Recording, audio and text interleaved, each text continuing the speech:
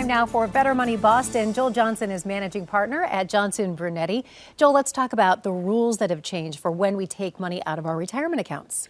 Well, we had the Secure Act pass in the last part of the Trump administration, and of course they just passed Secure Act 2.0, and it's really changed a lot of rules. Remember when we used to have to take money out at age 70 and a half? And that's kind of the number everybody had in their head, right? Age 70 and a half, they're going to force me to take money out. Well, that has now changed to age 73, and in 2033, it goes all the way up to age 75. So Congress is wanting us really to leave those retirement accounts alone as long as possible because we're all living longer. And that's the key here. They're giving us incentives to try to make sure that we have enough money in those later years of life. All right. Not all accounts are the same either, correct? No, they're not. And we need to look at our accounts in different ways. A lot of people make the mistake of they saying, well, I've got Social Security, I might have a pension, I've got a 401k, my spouse has a 401k, I've got this savings account. When I get to retirement, I'm just going to take all the money out from each account at the same time.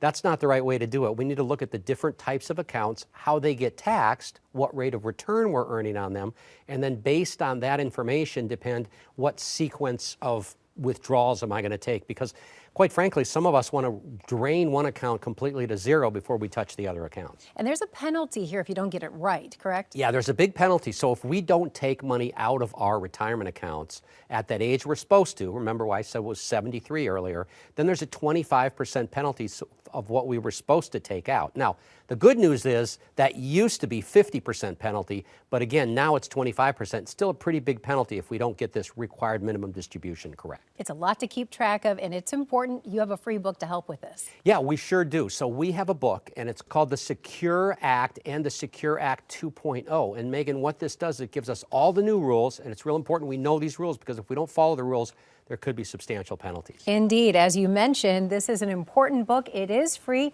and we want you to have it today. Get it at bettermoneyboston.com. Again, that's bettermoneyboston.com. Joel, thanks so much for your time. Thank you, Megan. And that's this week's Better Money Boston.